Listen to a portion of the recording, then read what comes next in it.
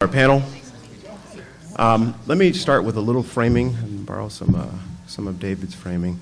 Not all that long ago, there was not much we knew, thank you, how to do that made any real difference in preventing homicide and gun violence.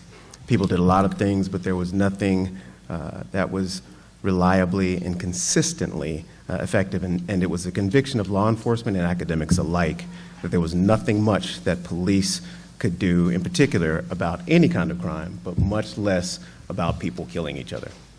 The single most important insight that has changed our understanding of violence and violence prevention, developed over more than 20 years, is that homicide and gun violence is overwhelmingly concentrated amongst a small group of extremely high-risk people. The most effective homicide and gun prevention strategies have been a family of focused deterrence approaches, as well as some standalone street outreach and hospital interventions. What all these approaches have in common is that they do focus on the most at-risk individuals, and that means they're most at risk of committing homicides and violence or being victims of homicides and violence.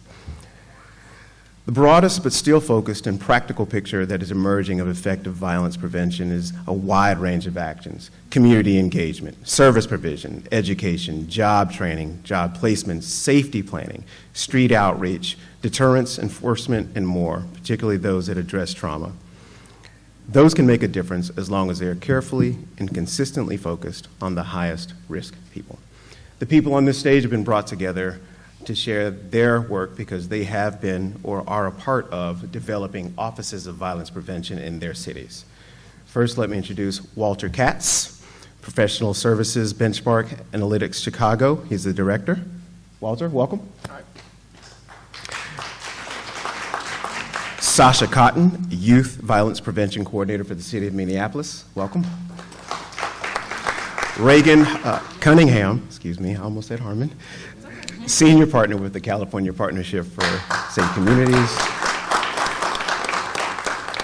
Vanessa Garett Harley, Deputy Managing Director of Criminal Justice and Public Safety for the City of Philadelphia. Welcome.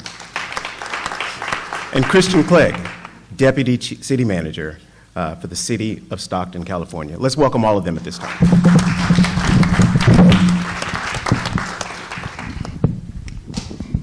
I'll join them on stage and ask a few questions of them, and we will have some room at the end of this for questions from the audience.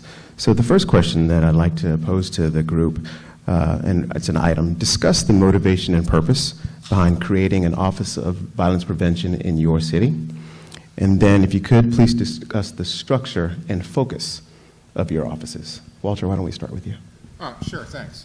I guess I have to hold this, even though I think my voice can carry. So let me give this opening preface, which applies to every single comment that I make. That nothing I say today is speaking for the Mayor's Office of Chicago or the City of Chicago, since when we planned this, I was Deputy Chief of Staff for Public Safety for Mayor Rahm Emanuel, and of course his term came to an end on April 20th. April 20th.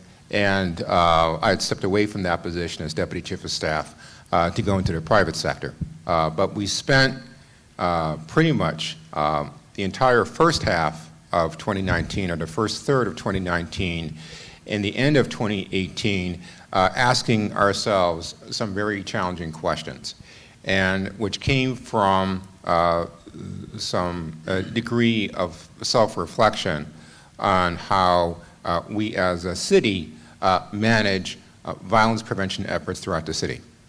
I was in that position for approximately a little over 2 years. I mainly came on board to be primarily focused on the consent decree, which we initially thought was going to be at the Department of Justice and then ended up being with the State Attorney General's office.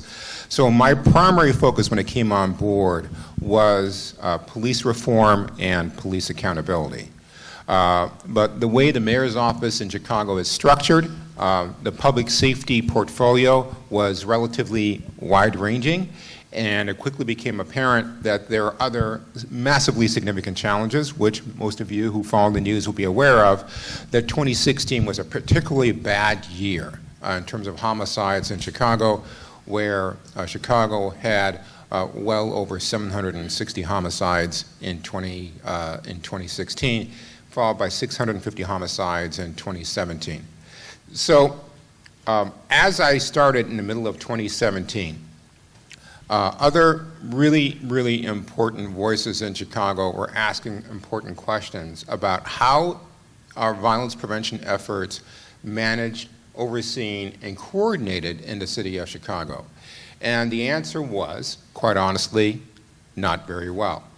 And through efforts by foundations, and that is one of the greatest assets that Chicago has, is a very, very deep bench when it comes to foundation support across a broad spectrum of areas.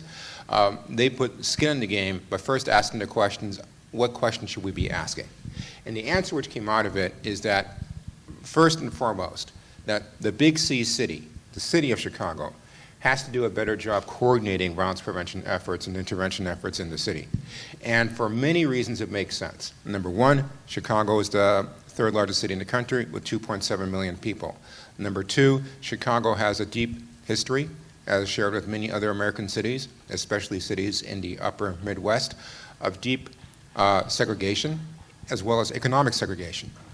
What else is unique about Chicago is that its geographic layout has significant pockets of poverty and segregation and lack of economic opportunity and ergo violence in parts of the south and west side of the city, to which economic development and investment has not been occurring, as well as either, for example, educational investment or investment in mental health services. So you have these deserts, food deserts, mental health deserts, education deserts, safety deserts, all occurring in the same place, with generally a lack of coordination. So as we move towards the end of 2018, the question was, how can we do better by asking, how do we better decrease violence of those individuals in our community in this broad geographic sector, right? Lots of young people, a small percentage of them are involved in violence. How do we design better prevention? How do we coordinate better prevention? The other reality of Chicago is that Chicago is viewed by many as the world's, America's best laboratory for tinkering in this kind of stuff, right? So a lot of folks come with lots of grants, lots of programming, trying things. And I use this anecdote when I was with the mayor's office for about 2 weeks or so. This is back in April of 2017. I was in the office on a Saturday. I thought, I've been hearing so many different programs, right, and so many different acronyms over the first 2 weeks I'm here. I'm going to spend some time and just on my whiteboard kind of brainstorm everything that I knew, just do a brain dump. And I filled up this whiteboard, one program after another, either being tried, have been tried, left by the roadside, allowed to die, defunded, underfunded, or ignored. And that became recurrent time and time again.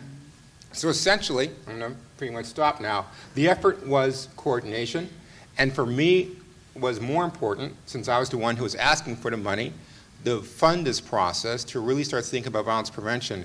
I spent far less time thinking about what should the city be doing, and far more time asking the question of how should the city be doing it. What is the decision-making infrastructure? Who is at the table? How are those decisions being made? And how does accountability work? Because in Chicago, it doesn't only have the Chicago Police Department, the Department of Family and Support Services as part of a portfolio, public health as part of the portfolio, public schools. It's a broad range just in the public sector. I haven't even talked about the private sector and philanthropy in the nonprofit sector. There's a lot of coordinating has to be done, but the first and foremost question was figure out a better way to be asking the right questions, far better decision making, and far better accountability. Sasha.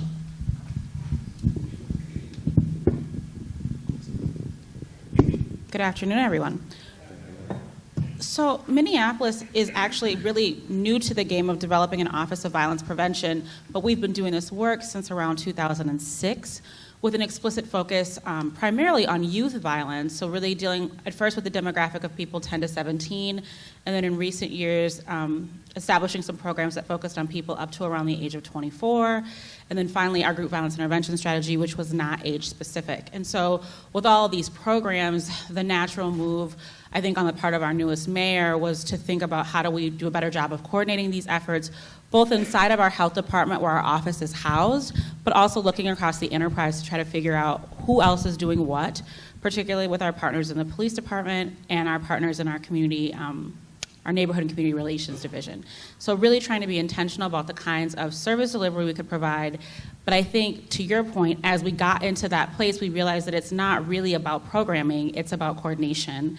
And so the public health approach, and that's really deeply rooted in the way we do our work, is thinking about coordination. And because Minneapolis is pretty, I don't want to say disenfranchised, but it's very separate. So our park board is separate from our city, our school board is separate from our city, we're housed in the largest county in the state, and so developing relationships just locally has been essential.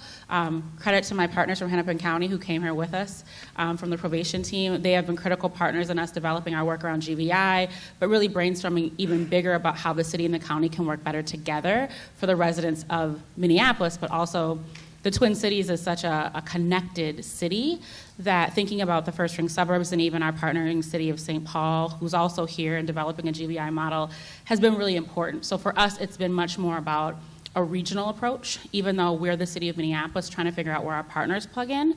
So for cities that have sister cities or local jurisdictions that are county and other city developments, that has been important because those boundaries are arbitrary to people who live there.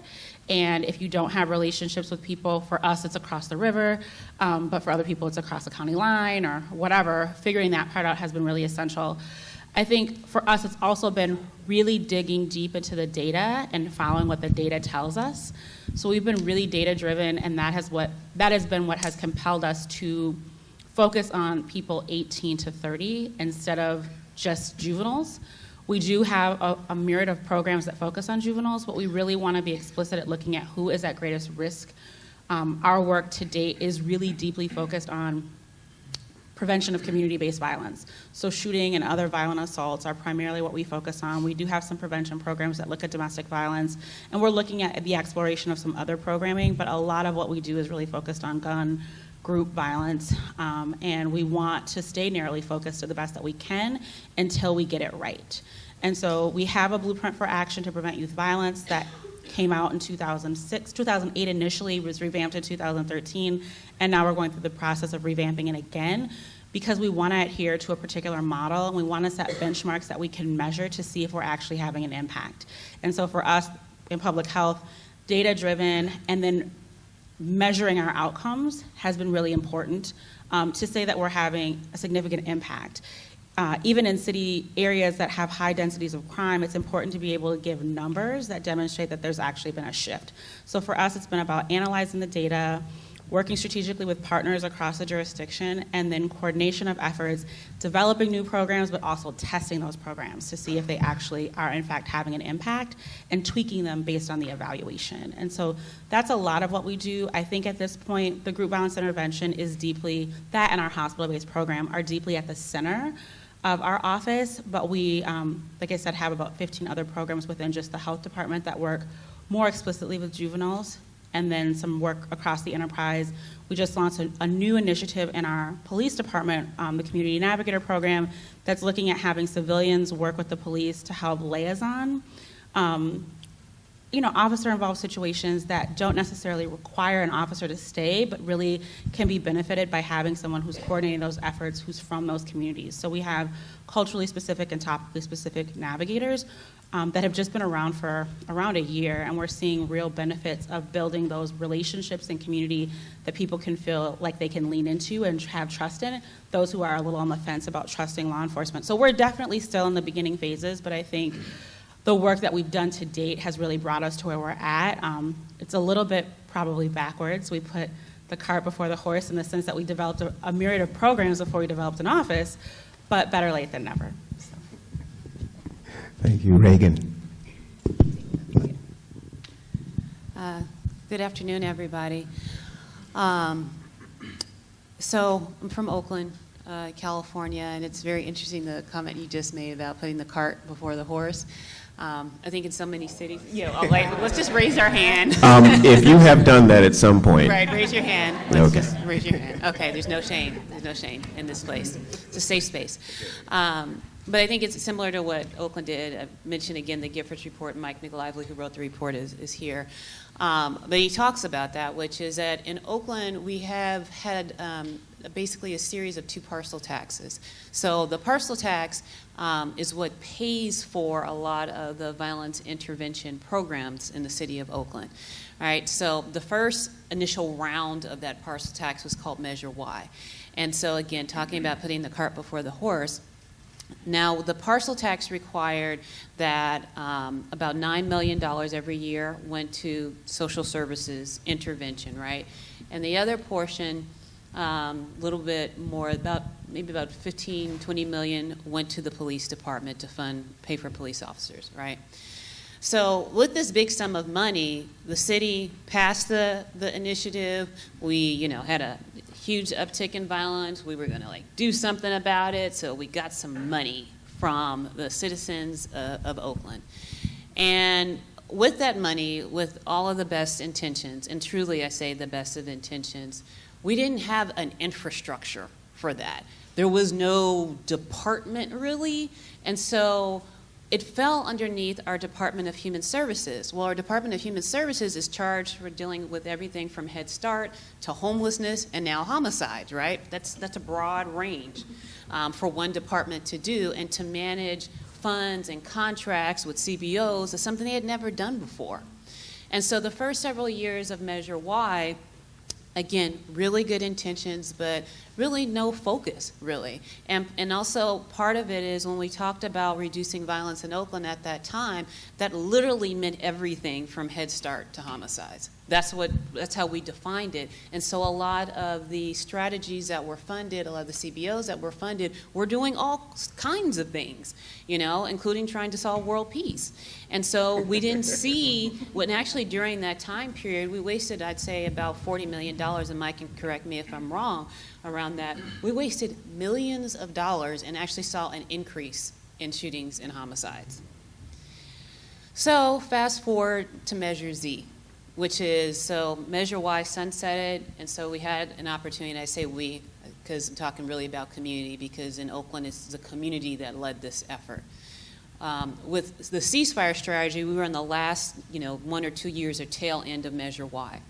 And that was problematic because, again, I talk about all these programs and services, but none of them were really focused on the very highest risk. Like, we had 26 and 30-year-old men coming into call-ins, and we had after-school programs. Like, not really a good match. So under Measure Z, again, community-led efforts, they were much more strategic. The community was much more strategic. We had seen some declines as a result of the ceasefire strategy, and so they set very clear objectives. So it was no longer anything and everything, any bad thing that ever happened in the city of Oakland. It was very specific to certain crimes that included reducing shootings and homicides, improving the police response time, and again, also focusing on intervention. So it was much clearer, had clear objectives. And so with the rebirth, if you will, of Measure Z, that also created the opportunity for almost like a sub-department in the Department of Human Services called Oakland Unite. And so Oakland Unite, again, it's a part of the Department of Human Services, but their sole and main focus is fulfilling the mandate of this parcel tax, of Measure Z, again, which includes the reduction of shootings and homicides. So when we talk about the institutionalization, how did we get here, it really was a process like it is I think in so many cities. Nobody wakes up with like this brilliant idea. We usually, stumble and fail a couple of times, dust ourselves off a couple of times, and start to kind of get it right. And I think with Oakland, the development of Oakland Unite helped us to focus those resources. By the time Oakland Unite came around, we had a strategy finally that it could be anchored in, at least as we're talking about reducing shootings and homicides. And so that really began the institutionalization work of making sure that this work that had been done could live in the city beyond any particular mayor, beyond any of our 20 million police chiefs. And then I think beyond Oakland Unite, just recently, a council member who unfortunately actually lost her son to violence probably about 5 or 6 months ago now, pushed for and created a Department of Violence Prevention.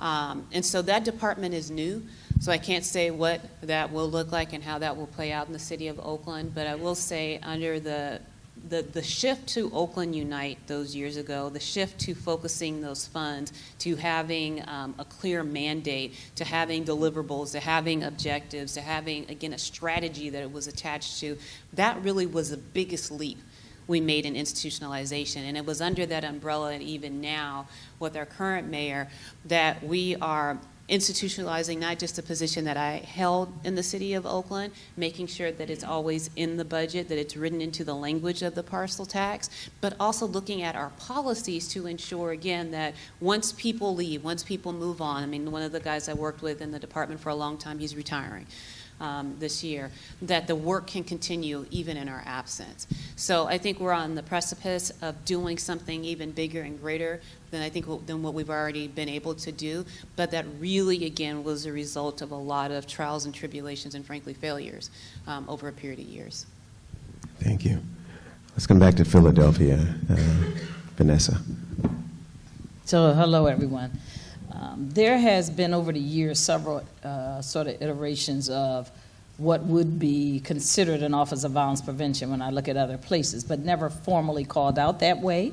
At different times under different mayors. There was a segment of it under some of the other law enforcement areas, and sometimes directly out of the mayor's office. But in the summer of 2017, the current mayor, Jim Kenney, issued an executive order creating formally the Office of Violence Prevention. They named a director for that office, and he was well known for his community connections and having kind of been one of the people who have been over, I call them boots on the ground, the folks who are actually out there in the community doing the work. He was in for a period of time, and then they realized that they needed more resources and they needed more help. I came in probably, I guess it's a year now, around June of 2018.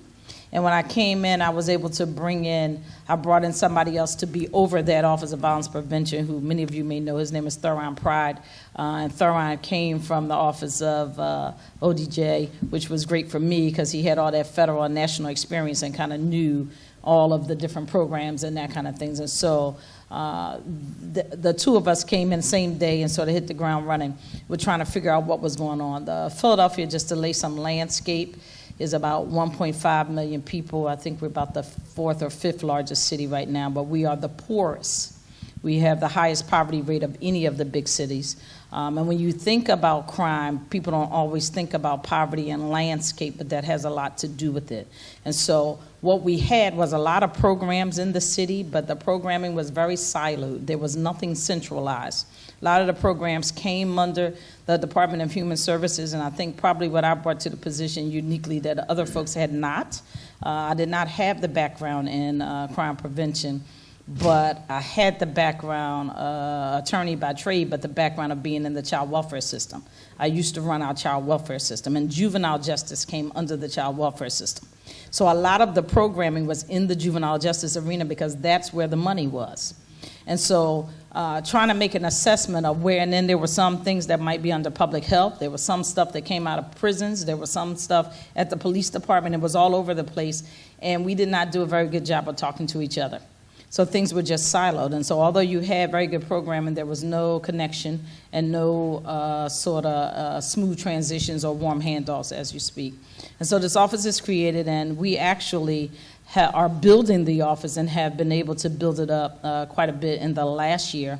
Initially came in tasked with correcting some information that had been put out publicly about the amount of money, and an erroneous dollar amount that was very large was put out that the city was spending on community-based violence prevention that wasn't accurate because the definition that was used was not accurate. And so having to go back and try to gather information from all these different places to even figure out what programs are out there and what are we actually spending. In some respects, almost starting from the ground up in terms of because nothing is centralized, the expectation levels that had been given to contractors was not centralized. The data collection was not there in many of these programs, and the evaluation and monitoring process either was not there or was not robust, or, as I told you, most of the money was coming under the child welfare arm, so it was being evaluated but from a child welfare lens, not a violence prevention lens. And so trying to correct all of that stuff. We had an uptick in shootings and homicides, which I think is part of what prompted the mayor to issue the executive order in 2017, creating the Office of Violence Prevention, and unfortunately that trend is continuing. We went up again in 2018. We ended the year with 351 homicides and about 1,400 shootings. And we are still experiencing some real issues in Philadelphia. So it has called it to the forefront for everybody. The urgency is real in terms of what do we do. I was given about 100 days to get a plan on the mayor's desk. What are we going to do? First comprehensive plan that we would have had in the city for at least a decade, but probably longer than that. And we came up with a plan that is comprehensive, but what the plan did was really pull out the intersection of social services and policing and or law enforcement. And what it really was, and what I see our Office of Violence Prevention doing, and so our function or our sole focus is trying to coordinate everybody and bring everybody to the table, because all of these various city agencies have a place in the plan, and you need that work to be done consistently. So pulled together a work group internally, because it was my belief that we didn't have our own stuff together. So before you ask all the other folks outside, you need to know what you're doing and what you're asking them for. And so we pulled together a work group and was able to write that plan. Now, in the midst of that, we do value the community and the community voice, and nobody can tell you better than the community what they need. And Philadelphia is a weird city of neighborhoods. What works in one neighborhood does not work in another. The neighborhoods are very unique. The communities are very unique. So we embarked on a community listening tour, I call it, because I went out to all of these communities that were being affected by the gunshots and the homicides and stuff, and really talked to the community and tried to incorporate their voice in the plan and what they wanted, and tried to start building that trust level that frankly wasn't there in many of these communities in terms of the government and what they felt. We got the plan done, and as part of the governance structure of the plan, built in an implementation team of the executive level so that it meets bi-weekly right now, because it's so urgent that we try and get this thing implemented. And that team is chaired by myself and our police commissioner. We chair it together because we're trying to work this plan together. We use as the center point of the plan the police violence strategy called Operation Pinpoint, which is certain geographic areas that they do certain things. And then there are pieces of the plan that involve very different sectors, like we build in a piece of the plan that goes to blight remediation, stuff that people don't typically think about when you think about violence prevention. But the blight remediation was additional funds to be given to our license and inspection department, for example, to seal and clean all the vacant homes, put facades on them so that they look like doors and windows when you walk down the street. And because in many of these neighborhoods and communities, it's an attitude of despair and no hope, right? And sometimes your environment helps feed that. And so if you can make it look better, they feel better. It's also safer because they were using some of these houses, the vacant homes and stuff, to stash drugs in, or crime was being committed in them or whatever. And also the cleaning and greening of lots helped a lot when we were asking for money. That a study had just come out of Philadelphia, University of Penn and Columbia. Some professors did it, and they had studied Philadelphia, and there was a corollary reduction in the shooting rate in areas where they cleaned and greened just those overgrown lots.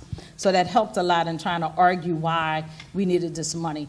Typically, what we had to do, though, was really make an argument about there had not been a very centralized investment in violence prevention in terms of funds. And many people argue, you know, what you care about, you put your money there, right? Put your money where your mouth is. So making that argument about the funding, I am happy to say probably for the first time in a long time, was given a total right now in the mayor's budget of like $31.5 million over the next 5 years, specifically around violence prevention work. And that is broken up into different areas. Some is going to police for them to be able to hire additional analysts, and whatnot. We came at it from a public health approach. So the health department is very much at the table. Part of the police strategy is bringing in civilian analysts. We collect a lot of data, but are you looking at it correctly, and what does the data tell you, and how do you allow that to inform your resources and your programming? The target population we came up with from studying both public health data, which includes the medical examiner's data, which is often you learn more after somebody has died and or you're talking to their family than you would know, as well as the police data, is that the target population of both our perpetrators and the victims mirrored each other. And they were men and boys of color, ages 16 to 34. Now, the 16 to 25 wasn't surprising to people, but when we jumped it to the 34, everybody's like, whoa. And when we go back and look at our programming, we have none. For that age range of 25 to 34, for the most part, we have none. So it helped to identify, so we're doing a lot of asset mapping, heat mapping, and gapping. Sort of mapping in order to determine where the gaps are and where we need to fill them in. So the focus right now is getting everybody rowing in the same direction and getting everybody at the various city agencies. And so we sit around at a table and try to figure out what services do you have in this area or don't you have, and how do we overlay them. And it has exposed some, really important things that we had not seen before. For example, at that table is our school superintendent, the Office of Workforce Development, because a lot of it is about job creation and job readiness skills and workforce development and summer jobs. And when we looked, there were areas of the city, some of the worst areas and the areas that were experiencing the highest level of shootings, that there were no summer jobs. None of the kids in certain high schools in that area had a summer job. It makes no sense, and I don't know whether nobody saw it or whether the recruitment efforts weren't good there. But when you sit down and concentrate looking at some things, you can see that I think what we are experiencing now is the plan is a 5-year comprehensive plan. What do we come up with that will help with the immediate uptick in violence that we're still experiencing, and so still exploring various programs, including focused deterrence, which they had at one time and then stopped prior to my coming in, but we're looking at it again, as well as some other interventions. We did create we call it Community Crisis Intervention Program, which is a credible messenger, similar to the Cure Violence model, where they're actually on the ground and in the communities. And so that money is being dispersed throughout various city departments where they all come together, though, for a focused intent. Thank you. Christian. Good afternoon, everybody. Some context for Stockton. It's probably a little lesser known than Chicago or Philadelphia. 300,000 population. We're about an hour south of Sacramento, about an hour and a half east of the San Francisco, Oakland Bay Area. And while it's this 13th largest community in California, but not as large as some of these other cities, but many of the same socioeconomic challenges. We have low public health indices, low educational indices, employment, we have workforce skills gaps, many of those same factors that lead to vulnerability. Stockton has had 3 decades of generational cycles of violence in our community, particularly group violence. We share some of the same customers as Oakland and Sacramento, East Palo Alto. We're sort of a smaller player in a mega region, but with those very challenging socioeconomic factors that have really led to a lot of gun violence in Stockton. We've shared the top 5 and the top 1 and 2 spots with Oakland, for about a decade prior to both Oakland and Stockton really, getting at this work in a very serious way. So 2000, well, let me go back before 2000 actually. So the city of Stockton did Operation Ceasefire in the 90s as well as the 2000s. Both times saw statistically valid reductions in shootings and homicides. And yet we still found ourselves in the 2010, 2011, 2012 seeing spikes in violent crime. In 2011, it was a record year for homicides. 2012 surpassed that, another record year in homicides. City of Stockton had also just gone through bankruptcy, the largest municipal bankruptcy in the nation's history, prior to Detroit having some similar challenges. A city that did not have a lot of resources even before bankruptcy, and then going through the bankruptcy process, our resources were spread very, very thin. We cut 25% of police in the bankruptcy, 30% of our firefighters, and 43% of other government positions for our city. To give some scale for what a city of 300,000, we have today 1,600 full-time employees, and it was closer to 2,000 before we went into our bankruptcy process. So a community clearly in crisis, both with the finances and economic development. We were hit by the Great Recession dramatically. It was the epicenter of the foreclosure crisis and the housing bubble. in California and the highest rates in the nation, and also this public safety crisis. The reality is that there had been public safety challenges for, like I said, decades, but very acute in 2011, 2012.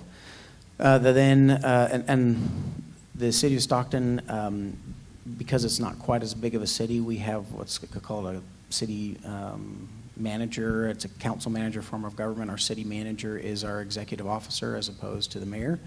But the then city manager and the mayor teamed together and said, we need to do something. And sometimes the good news about being in a really tough spot is it gives you the courage to just do things differently and really hit a reset button.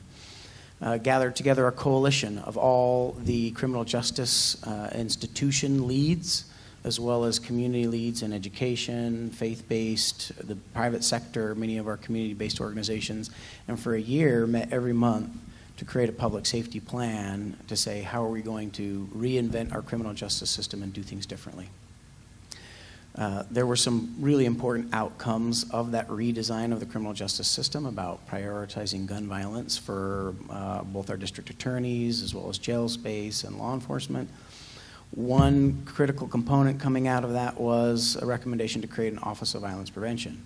It was about a 200-page public safety plan, Office of Violence Prevention, one paragraph. So we started doing our homework and saying, how do we build an Office of Violence Prevention? We didn't have many examples to learn from. We looked at community-based organizations that had been doing this work. Oakland Unite was one. San Jose and Long Beach had some really interesting programs. LA's been doing street outreach and intervention work for decades. We looked across the country at what other organizations had been doing, but not many had been part of a city government, particularly like a city manager's city administration office. So in some ways we were kind of making it up as we went as well. Following best practice that we could find, following good ideas of others, but we had some definite learning along the way.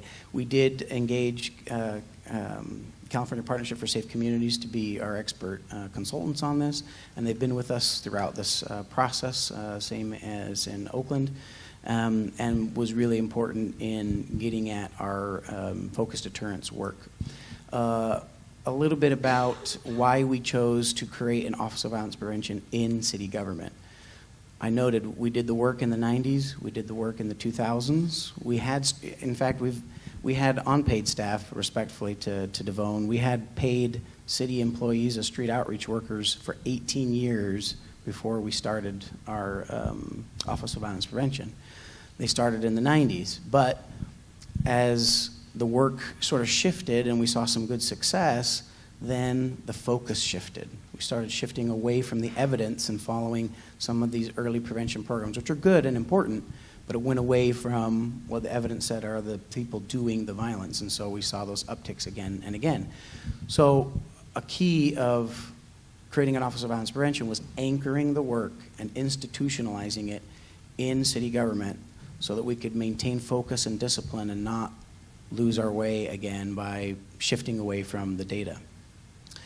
So we created an Office of Violence Prevention in 2014. I mentioned that in 2012 we created the plan.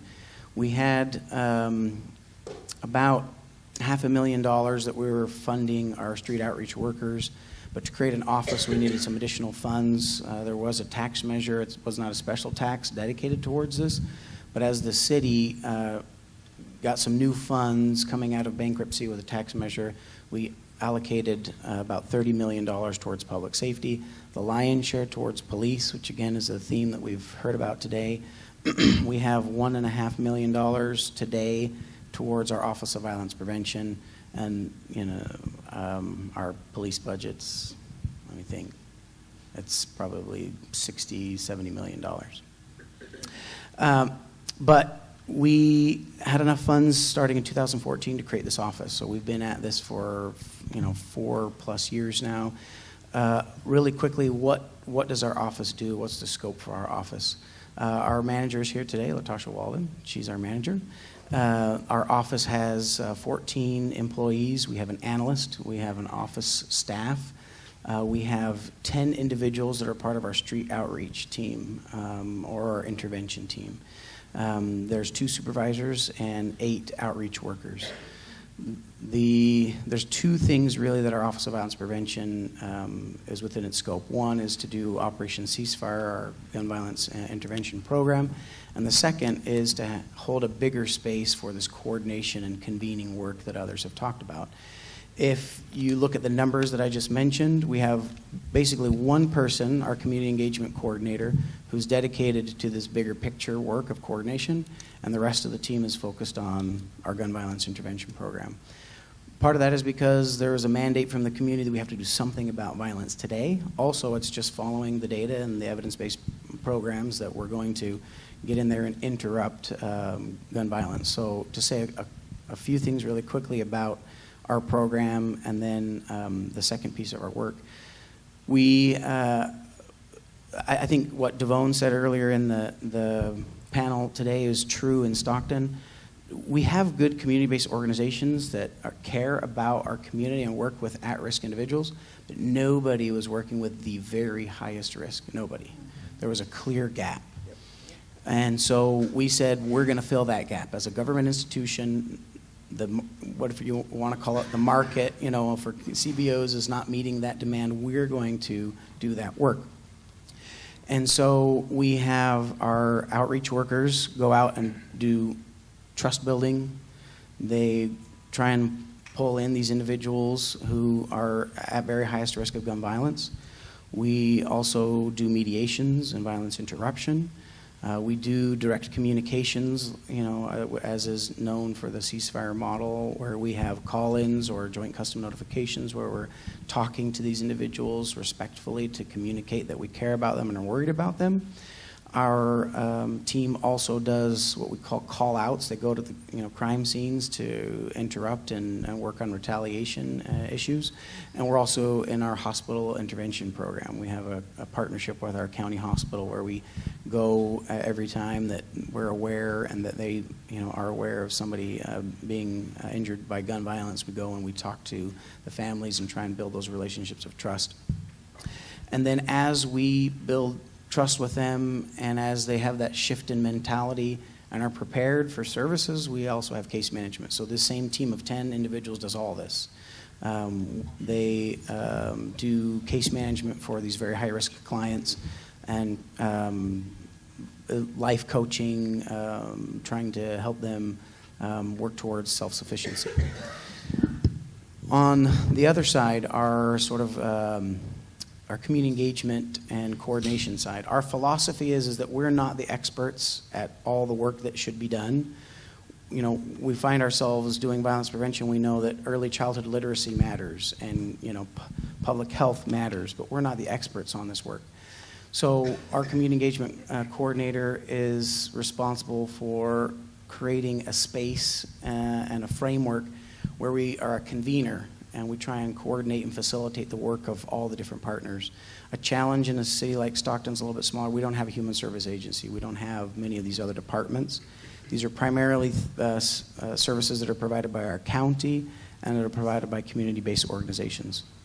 And so we don't have any jurisdiction, but we want to convene all of the partners together to at least make sure we're having the same kind of conversations, that we're building common philosophies and outcome measures, and then coordinating the work, and that we're all headed in the same direction. But we have one person who's responsible for doing that work. As a result, Tosh and I often get pulled into that work because we're trying to build these partnerships and trying to have our community be headed in the same direction. We feel that is a role of the Office of Violence Prevention, but our core work is the gun violence intervention work, and so we prioritize that and still hold a space for this transformative work to build prevention models, because we know that that impacts the future, but that's a 10, 20-year type of thought process, whereas we can really get in. We assumed it would be a 3 to 5 year process to really get some significant outcomes on our gun violence intervention methods. And I think we're going to get into some of the lessons learned here in a minute, but that is one for those that are starting this work, is to be patient and to be diligent. But with that, I'll pass it back. All right. Really quickly, to all of you, what's the state of play with your offices? where are you now in the work, and what does your community know about this? Sure, I'll go first. I'll take it backwards in terms of what the community knows. The process that we really went through as we're developing how to think about what an Office of Violence Prevention should be doing and how it should be doing it, we were trying to be very intentional about including community into that. So while, again, we've done a lot of putting the cart before the horse, this time around we try to spend a lot of time thinking about what should the horse look like. So He's literally asked that question in our meetings. Framing. I have. So what we did is that we had a support of a consulting firm, and we could only do that with the support of a consortium of foundations who supported that work, a couple of whom are in the room today, and I really thank your support. I'm not going to call you out and embarrass you, but thank you, Adam. Yeah, so. That's Adam Levine. And so with that work, though, we were able to bring on board a consulting firm, and we spent a significant period of time trying to create a work plan, which is community inclusive. So we put together a community advisory board, but we wanted to put together a community advisory board which just didn't feel like they were just being talked at and then thanks for coming, we'll see you later. So we had a very specific process. The community advisory board was about 30 to 40 people. It was intentionally large because it's a large city. We also brought in people from different areas, so community leaders at the grassroots level, folks from foundations, even corporate, folks in the corporate world who are really interested in this work, program providers, which is really critical, not just the large program providers, that the brand names, but also smaller providers who are really down in the neighborhoods at the grassroots. We brought them all into the room. Meeting number one, the advisory committee, was level setting. What are we here for? Meeting number two was really about, well, you were there, Paul. You know how it went. Meeting number two was really information gathering, asking again those tough questions of what have we been doing right? More importantly, what have we not been doing right? What can we improve? Number three was our consulting firm then spent a significant period of time actually going around the country, went to Stockton, talked to you, Reygan, talked to the folks in Los Angeles, talked to Mock J in New York at the Office of Gun Violence Prevention right here, and they then came back to the advisory committee and said, here are the lessons learned, here's what we've learned so far. And then we got to meeting number three, I think it was, and at that point we're able to develop a suite of options to choose from. So the entire approach was meant to be very inclusive, not just to be big C city-centric, but to really involve this advisory committee in the work. Then the other thing that we did, we also had a series of focus groups with program providers, with street outreach organizations, with street outreach participants, with law enforcement. So we in total had about 6 different focus groups, and that information we're also able to pull in. Now, I actually had, what's interesting is that we actually had an ironic luxury. Because Mayor Emanuel's term was coming to an end, and we had success in creating the Office of Violence Prevention in the 2018 budget and 2019 budget, which goes on a calendar year, we had 4 positions to start out with in year 1. But the reality is that by April 20th, the mayor's term would come to an end. So what we worked with was, it makes no sense to put the cart out first, right? Because the next mayor will appear, and the next mayor, Mayor Lightfoot, may have a different view about doing things. But we want the infrastructure in place so that the process and the people are there to start doing that work once you define exactly how we're going to do it. And so we actually had a luxury of having approximately 110 days to really dive in deep into going to develop this infrastructure for the city. And that irony of not having to actually worry about what's going to happen after April 20th became an ironic benefit for our approach. The last thing I want to say is, where are things now? I can't really speak to that. We have to give the new administration space. But I will make 2 observations. The first is that when I first started hearing about Stockton, and I heard about the budget cuts and everything else, I said, wow, that's really, really tough. But then to think that you have 10 people who are doing street outreach and they're actually going out to the hospitals, we were both having the same reaction. The scale of Chicago and Philadelphia makes it so incredibly difficult to scale that up when we have maybe 10 shootings in one night, right? And that's 3 nights in one weekend. Who knows what's happening those other nights? And that scale is a real challenge. And so trying to figure out how to take those lessons that we learned in these other cities, be it Oakland or be it Stockton, these smaller localities, and how to scale it upwards into a city with the locations that Chicago has, and that Philadelphia sounds very similar, is a real challenge of how to approach that. Go ahead. Yeah, I talked a little bit about where we are when I said we're in the midst of that violence prevention plan that we wrote. The plan was just rolled out in January, and so we're in an implementation phase. When we did the community listening tour, we talked to the community and we got community voice. We also value that youth voice, though. We did a lot of focus groups with young people, and so the plan specifically is a plan around gun violence, shootings and homicides. So we went to the adult prison and talked to those young people who have been charged as adults that had gun crimes. We went to the Juvenile Justice Center for younger people who had not been charged as adults, but they still had a gun crime nonetheless. Spent a lot of time talking to the juvenile lifers. It's a group of men in the city who just got out of jail, many of them, and some of them spent 48 years, 29 years, whatever, because they were sentenced when they were 14, 15 years old. And when that new Supreme Court decision came down and said you can't sentence a juvenile to life, they got out. They have some real insightful stuff, and they really have been trying to help both when they were in prison on the inside as well as outside. So trying to learn from all of the different voices who really understand these communities and have a level of credibility that is different. We just finished, and hopefully the press release went out while I'm here, giving out some targeted community investment grants, we call them, which are almost like micro grants to the communities. A lot of great grassroots organizations in the communities who have been doing this work but not getting funding from the city. And so those grants went out up to a maximum level of $20,000. And I think we put out about 47 of them will be coming out to try to help infuse the communities who are doing that work, trying to do some work with our Department of Behavioral Health. Our communities are traumatized. Right? It's not just the person who is shot or his family that's traumatized. It is the neighbor. It is the community. You got folks who are scared to come outside.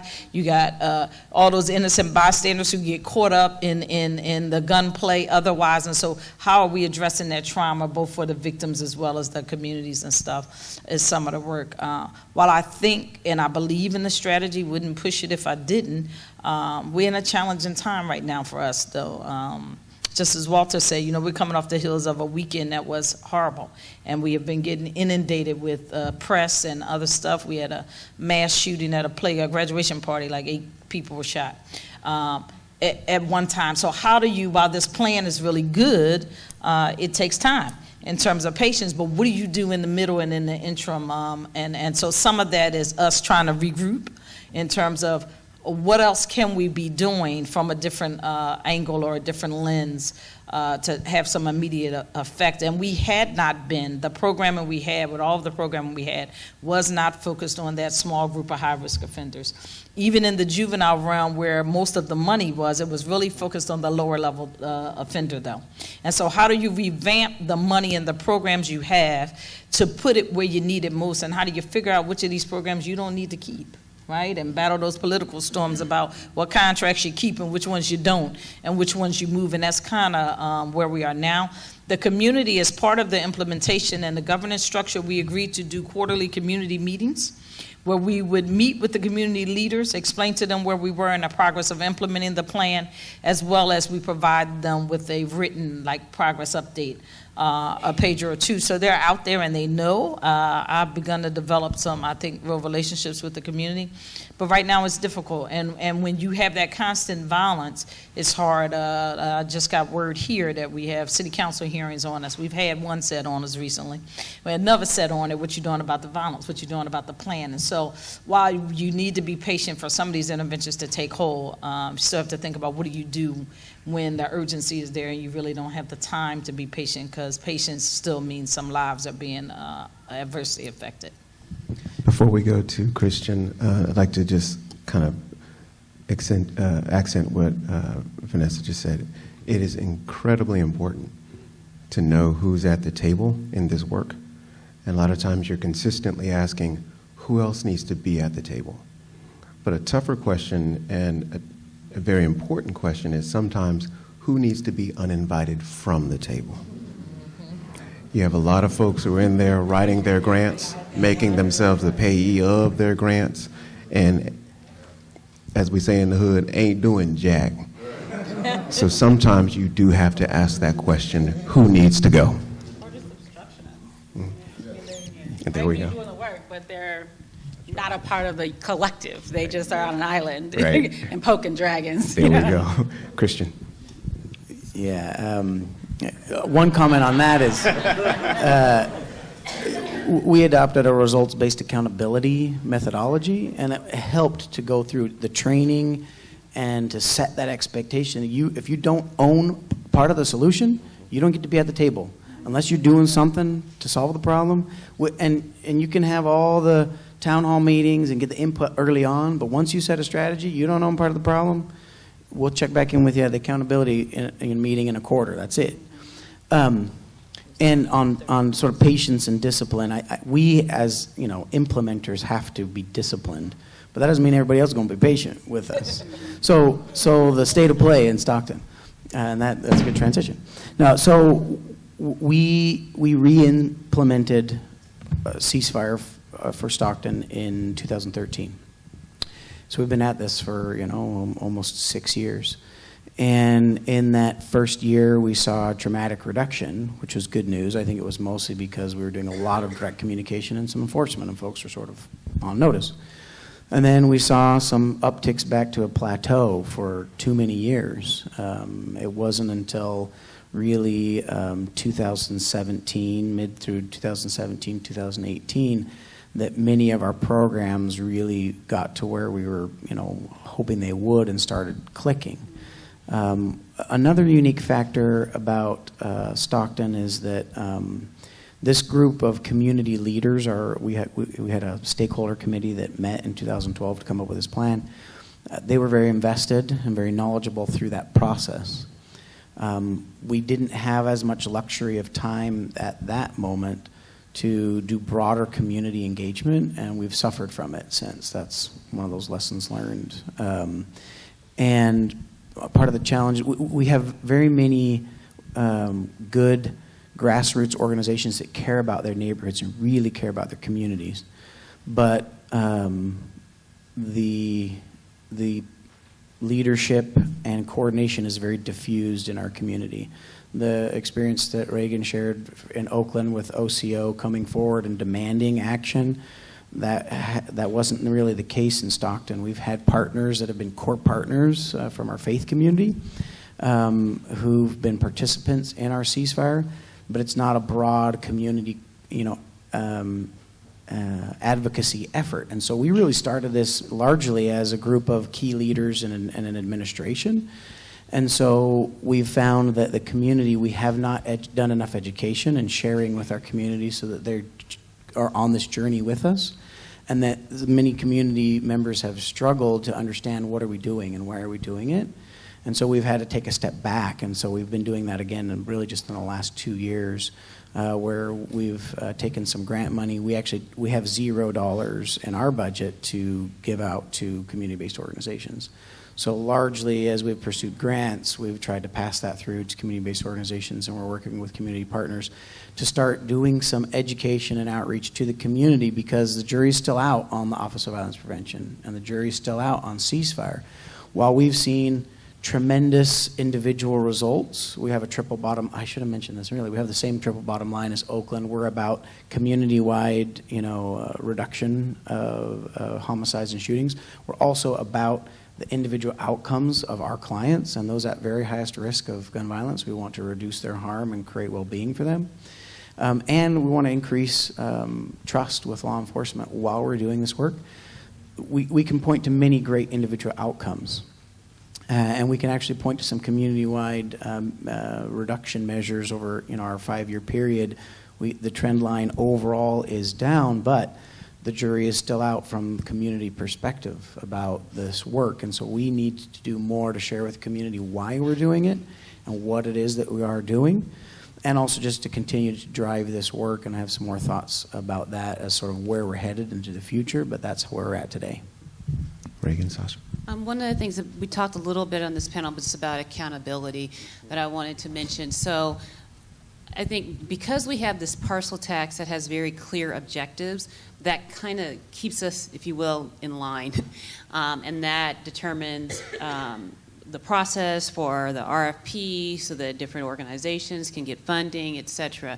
And there's even a community panel, they're called the Safety and Services Oversight Committee, so that as our Oakland Unite team sets their priorities and figures out, you know, how much they want to give towards different organizations, they have to go to this community group called the Safety and Services Oversight Committee to get permission and approval before they can even take it to the City Council. So that's just built into the way that the parcel tax is written. But the other thing that is not built into the way the parcel tax is written, into something that Christian alluded to, is what we have these performance management meetings. So again, I think in Oakland, the game changer for us was we had a lot of stuff that was going on, like a whole bunch of just stuff. But it wasn't coordinated and it wasn't anchored in a strategy, right? And so once we were able to get this strategy because of the diligent and very focused work and passion from OCO, Oakland Community Organizations, the mayor, our current mayor, Mayor Libby Schaaf, developed these things called performance management meetings around the strategy.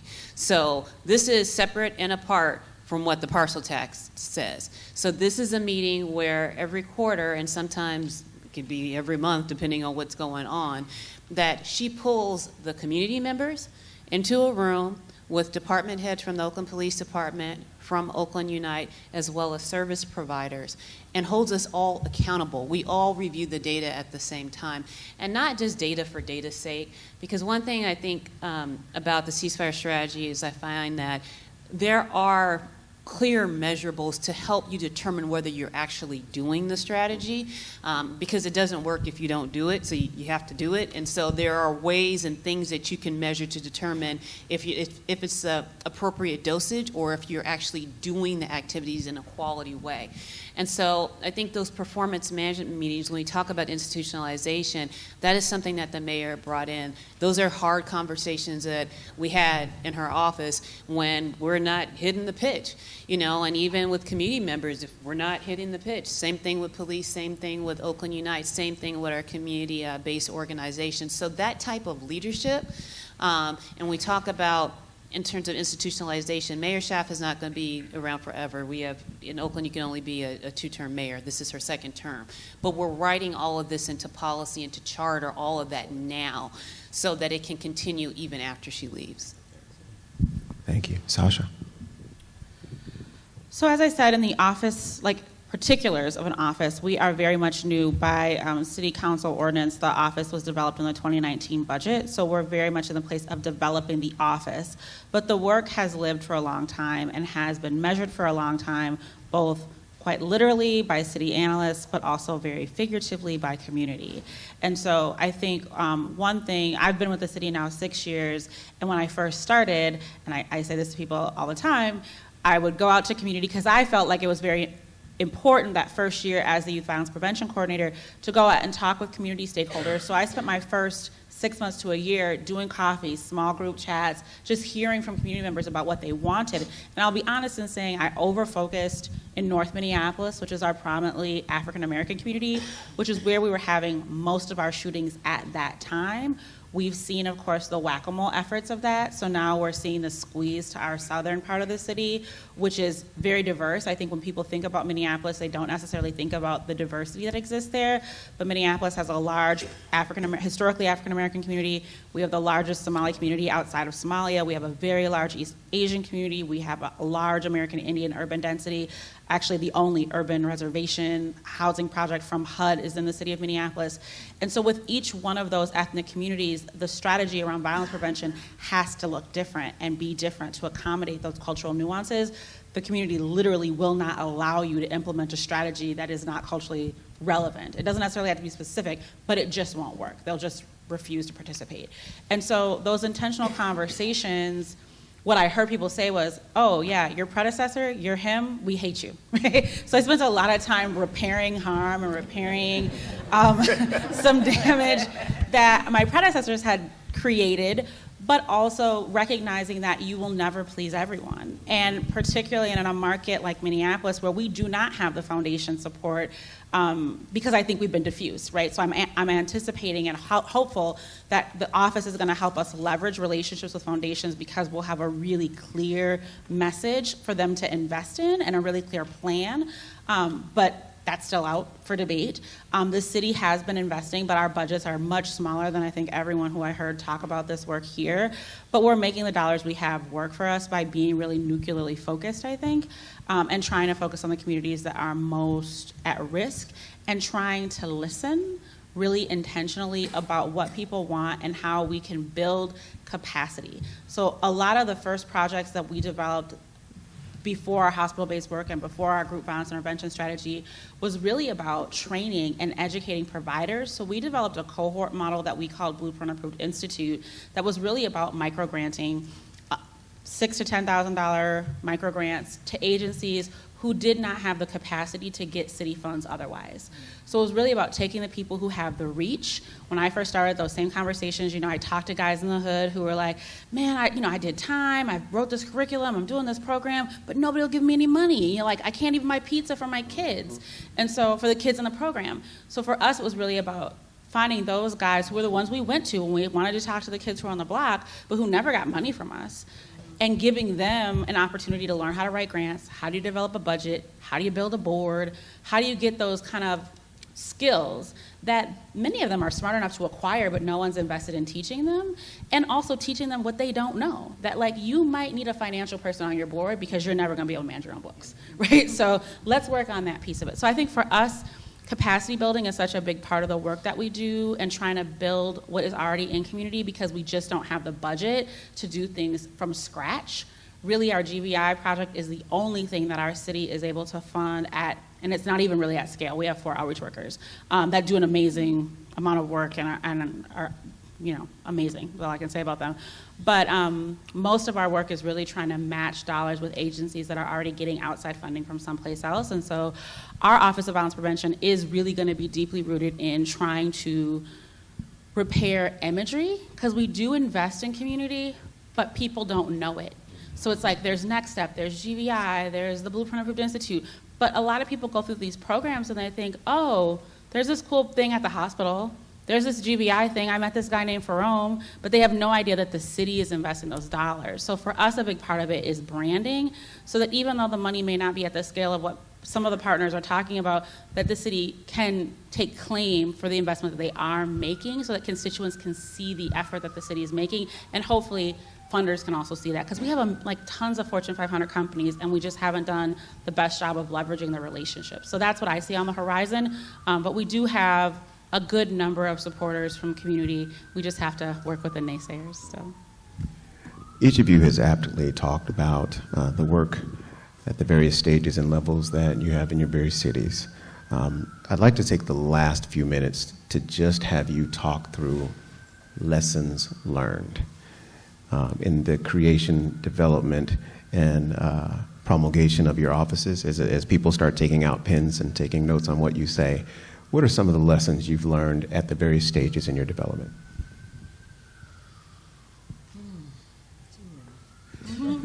You're in a safe space. Communication and branding is really important. As Sasha just said, we are rebranding. Office of Violence Prevention, as I said, was officially called out in 2017, but most people in the city did not know what it was. And quite frankly, most people who worked at the city did not know what it was. These agencies had no clue that it was there, what it was for, and what we were doing. So getting that message across, and we're in the middle of doing that branding and not assuming, because I came in assuming that everybody knew what it was because it's a city agency, right? And what they do, and it just didn't work out that way, and never underestimating the community. You cannot underestimate the value of the community in doing this work, and they can either make you or they can break you.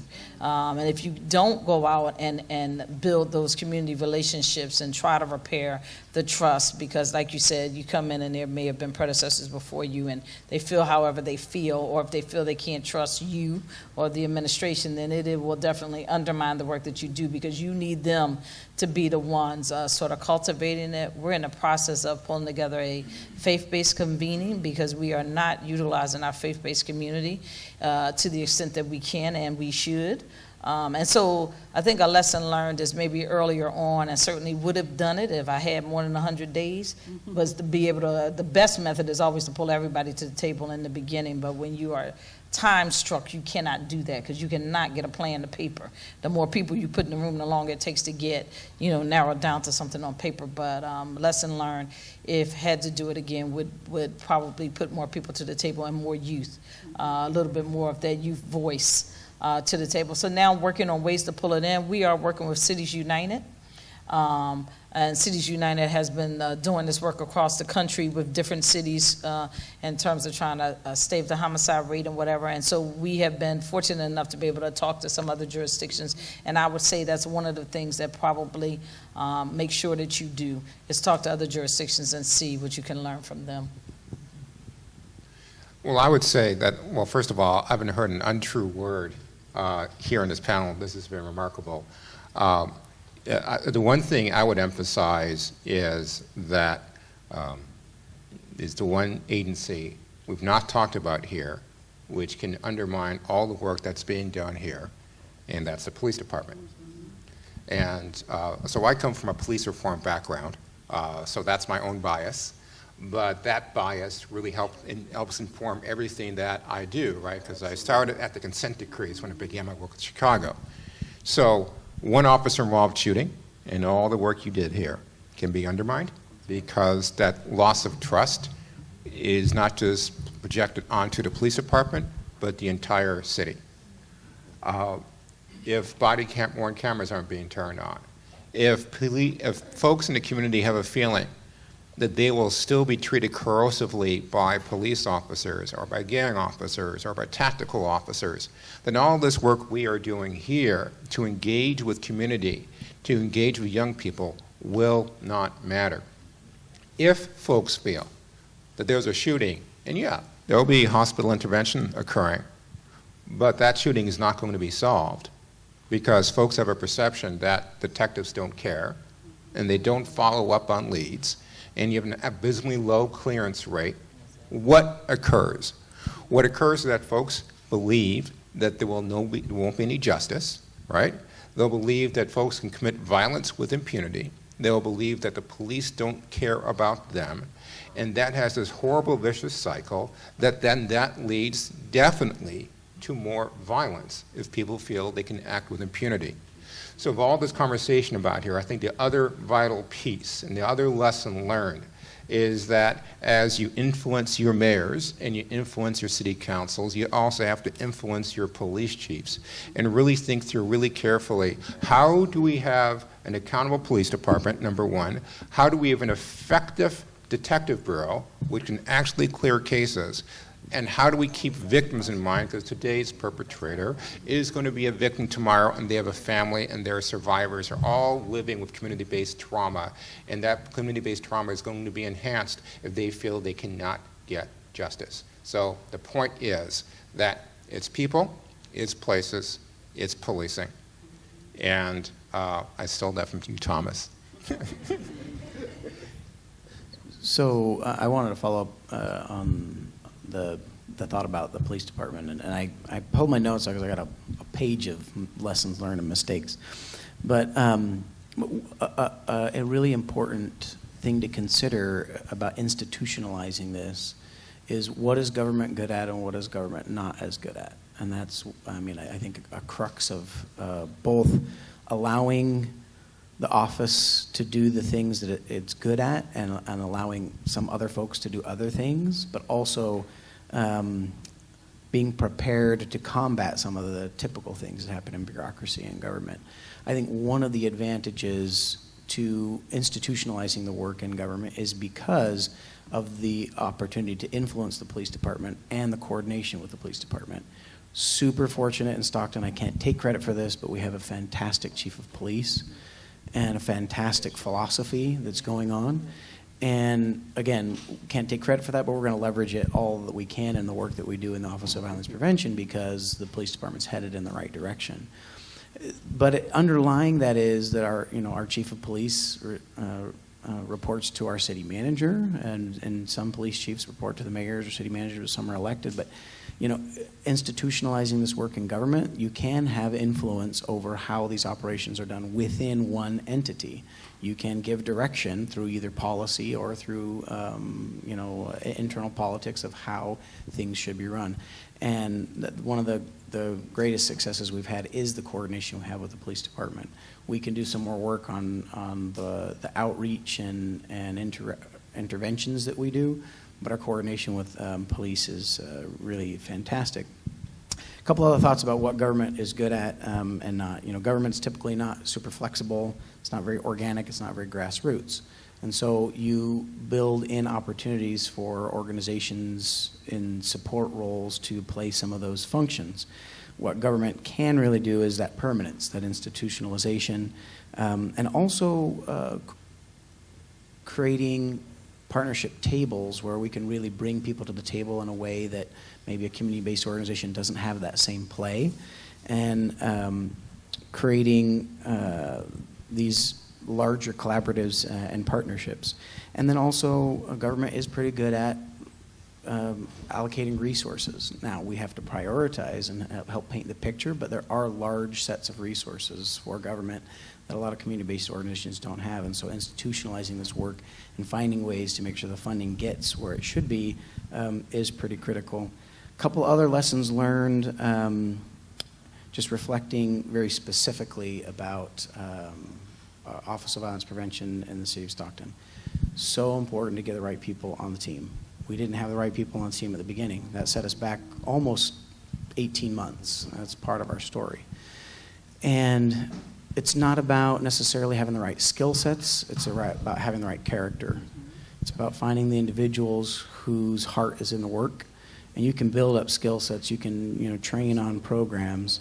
It's about finding the right champions for the work. One of the challenges is, I think, of institutionalizing is competing priorities.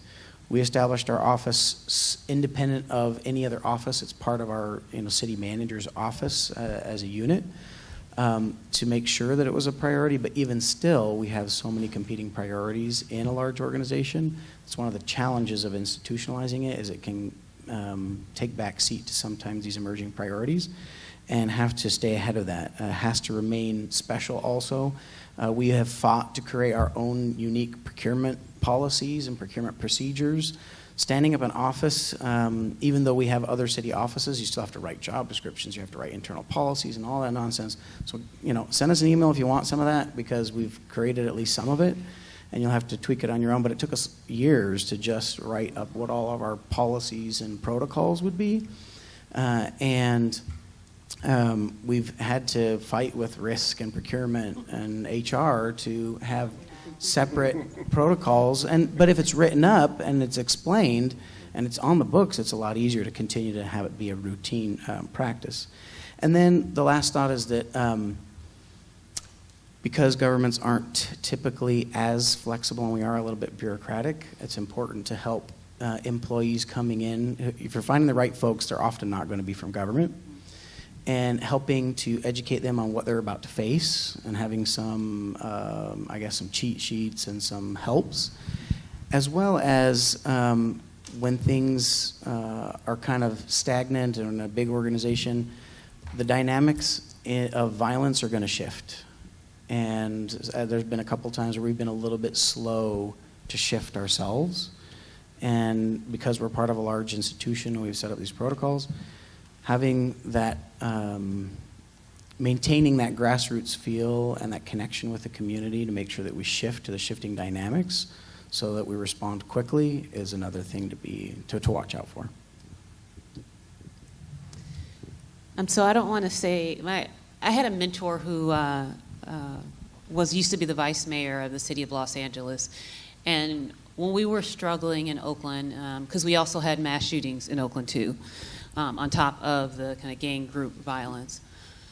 But I remember one of the times I was really struggling, and he said to me, you know, it's about having the right people in the right place at the right time.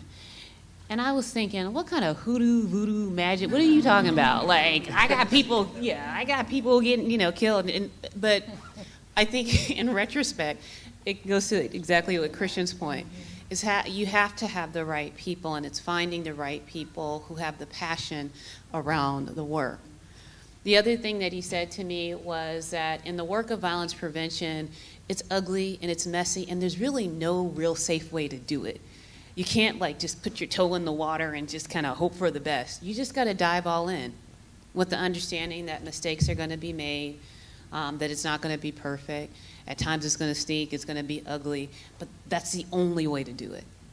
And so I think I share those lessons that he gave to me. He's actually now was just recently hired to direct our Department of Violence Prevention in Oakland, so I'm very excited about that.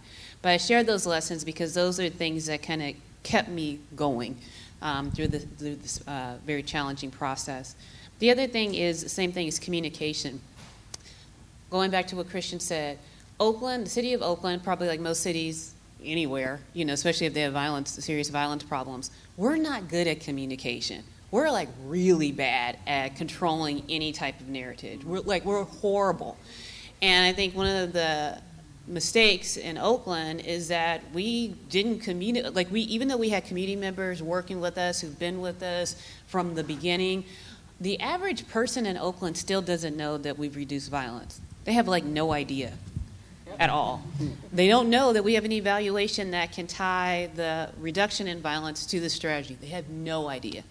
It wasn't until the Giffords Foundation actually wrote a report about what was going on in Oakland that some people even began to get some information around that. But that's because we didn't have like a communications apparatus. We have like a PIO, you know, and that's kind of it. And we put out a press release and hope people read it. And we don't even update our website. So it was the Giffords organization that really helped to lift up the work because they have a communications apparatus. They're good at that. We're not good at that. The other thing is I would say is coordination. I think that's just absolutely key. But coordination, not just for coordination's sake. I say that now that sitting in the role of a TA provider and working in different cities now, I see a lot of cities that they have a lot of meetings. They just go to meeting after meeting after meeting, right? And it's great. It's like a meeting marathon, right? But what are we actually accomplishing? Like, what's the outcome of all of these meetings? And so I say coordination, but that coordination has to be anchored in a strategy. Otherwise, you're just doing stuff, right? And we did stuff for years and wasted like $40 million, right? So let's not just do stuff. Let's figure out what that strategy is. And I mean, for us in California, it's that triple bottom line. It does include police reform because that has to be a part of it. I mean, we're under a settlement agreement and have been for a long time, right? But again, that's anchored in a strategy. So that we're not just going to meetings, we're not just talking to each other, but it's for really specific reasons with really specific outcomes. So again, I would just say that communication, the coordination, right people, right place, right time, but also you just got to dive in. You just got to dive in. Thank you. First, Sasha, come on. I'll be super brief because I know we only have 2 minutes. I would say from government standpoint, my lessons learned are to under-promise and over-promise and under-deliver. The other way around. Under-promise, over-deliver. Dang it, didn't get any caffeine after lunch. You guys know what I meant though. My point being, there are small things in government that people don't know how to translate, and sometimes it costs the city little to no money for you to just be a translator. And so a small example of that I often use is licensing. So many of our vendors want to host public events, and in Minneapolis, you have to have a sound license and a food permit in order to do that. Costs like $200. If I can waive that fee, I get some immediate buy-in from an organization. And so even pitching those small things that you as a government employee may be able to help them with can be a great way to get buy-in at those very early stages. Before we close, in Chicago, and I think it was our second meeting in developing our Office of Violence Prevention. One of the challenges that Walter gave us, he said, I want you to envision what this city will look like in 10 years if we get this right. And then I want you to give us a headline of what the newspaper would say on any given day during that time period. And we said, what if the headline was, the city is outraged and shocked because there was a shooting in our city? What if that's the headline in your city as you're developing your Office of Violence Prevention? Question is, what would it take to get to that headline? Panelists, thank you. We appreciate you. Audience, thank you.